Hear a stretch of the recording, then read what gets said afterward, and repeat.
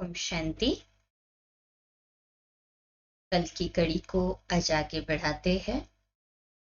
साकार मुरली का महत्व क्या है और उसे सुनने की विधि क्या है। दादी जी कहती है, दादी के पास मुरली का जो महत्व है, दादी जिस ढंग से सुनाती है, तो कहते हैं कि यह वही मुरली है या दादी दूसरी मुरली सुनाती है। दादी का एक अपना ही अलग तरीका होता था ना मुरली पढ़ने का, सुनाने का। सुनाने की विधि के ऊपर है और सुनाने वाले को जितना इंटरेस्ट होगा, खुद जितना मुरली की गुह्यता में गया होगा, तभी सुनने वाले को भी रस बिठा सकता है। जब डेप्थ में मुरली सुनते हैं और पढ़ते हैं ना, तो मजा आती है ना। नहीं, हाँ जी। सुनाने वालों के ऊपर भी जिम्मेवारी है कि पहले वह स्वयं मुरली बहुत अटेंशन से पढ़े। हमारी दादी जितना बिजी कोई भी नहीं है। दादी तो बहुत बिजी होती थी। सुबह से लेकर रात्रि तक यज्ञ कारोबार कितना चलता था, मैनेजमेंट, सेवाएं, यज्ञ कारोबार, उसमें भी क्लासेस आदि कराना, मुरली पढ़ना, कितना कुछ था दादी के ऊपर जिम्मेवारी। उसके कंपैरिजन में हम देखें, हम सोच सकते हैं कि दादी के जितने तो हम बिजी नहीं है ना। चाहे आप जॉब भी करते हो, लेकिन दादी की ड्यूटी दिमाग की है। आपकी जॉब फिर भी हाथ पांव की होगी, कोई की फिर भी दिमाग की हो सकती है। लेकिन इतनी जिम्मेवारी होते हुए, इतना बिजी होते हुए, दादी जब रात को सोने के लिए जाती है, तो आधा घंटा मुरली पढ़कर पीछे सोती है और पढ़कर फिर बुद्धि में रखती है कि आज मुरली में क्या नवीनता है। अंदर ही अंदर दादी जी का मनन चिंतन चलता था। कल क्लास में जाकर क्या क्वेश्चन पूछूंगी। जब क्वेश्चन पूछते हैं, ध्यान आता है ना कि सुनने वालों का भी इंटरेस्ट है या नहीं, वो रिस्पॉन्ड कर रहे हैं कि नहीं। दादी सोचती थी कि मैं क्या क्वेश्चन पूछूं, बाबा ने आज नया क्या कहा, आज क्वेश्चन का रहस्य क्या था। बाबा जो क्वेश्चन आंसर करते उसका भी रहस्य दादी उस पर भी चिंतन करती थी। आज टोटली मुरली का सार क्या सुनाऊंगी।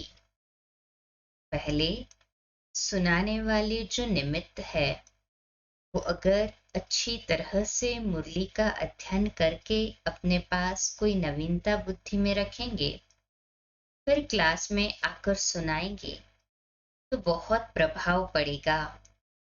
लेकिन कोई कोई तो तोते मुआफिक पढ़ना शुरू कर देते हैं। हाँ, एक बार स्टार्ट हो गया फिर डायरेक्टली एंड, न बीच में कोई क्वेश्चन आंसर, न बीच में कोई चिट चैट। फिर तो वो जैसे कि तोते मुआफिक पढ़ लिया ना, उससे क्या फायदा। हाँ, पढ़ना शुरू किया और खत्म। जैसे एक किताब पढ़ी जाती है, खत्म करनी है बुक इसलिए खत्म कर देते, ऐसे बाबा ने ये कहा, बाबा ने ये कहा, ऐसे किताब के मुआफिक रटा रटाया। लेकिन किस रहस्य से बाबा ने ये बात कही, उसकी डेप्थ में जाना है कि बाबा ने ये क्यों कहा होगा, उसके पीछे लॉजिक क्या है, हमें इसके ऊपर चिंतन करना है। वह स्पष्ट नहीं करते, नवीनता को कैच करके सुनाने वाले सुनाए तो मजा आएगा। अगर हम भी ऐसे रटकर पढ़ लेते हैं, तो सुनने वाले तो पहले ही थके हुए होते हैं, मुरली सुनने के बजाय आराम कर लेते हैं, फिर क्लास में नींद आ जाती है, सो जाते हैं। सोचते हैं कि चलो दफ्तर में तो जाना ही है, यहाँ नींद करके आराम करके जाएं। तो ये सुनाने वाले के ऊपर होता है। और सुनाने वाले को जरूर मुरली पढ़कर उसकी नवीनता खोजनी चाहिए और उस विधि से मुरली सुननी चाहिए और सुनानी भी चाहिए। फिर आपका मुरली से इतना प्यार हो जाएगा, जो आप आधा पेज भी मिस करेंगे तो आपको बार बार ये आता रहेगा कि जैसे कोई बहुत प्यारी चीज छूट गई। कई बार कई लोग सुनाते हैं ना अनुभव, बीच में ही पॉइंट सुनते सुनते जैसे कि अटेंशन कहीं और चला गया, फिर गिल्ट होता है कि भाई आज तो मिडली में थोड़ा सा हमारा सुनना सुनी परंतु उसका रहस्य अनुभव करना या उसका सुख अनुभव करना या उसके विचार सागर मंथन में जाना वो रह जाता है, तो मुरली से जो सुख मिलना चाहिए वो नहीं मिल पाता। तो थोड़ी भी मिस हुई ना तो बार बार ये मन खाता रहेगा कि आज बहुत प्यारी चीज छूट गई। चाहे आप कहाँ भले भी जाओ लेकिन आपको वो प्यारी चीज आती रहेगी, जिससे प्यार होता है ना, कहीं भी जाएंगे वो चीज याद आती रहेगी। मुरली से भी हमारा इतना ही प्यार हो न, सभी का ऐसे ही कहे हाँ जी। जैसे छोटा बच्चा होता है तो माँ कहती है तुम क्लास में पढ़कर आओ फिर तुमको आम खिलाऊंगी।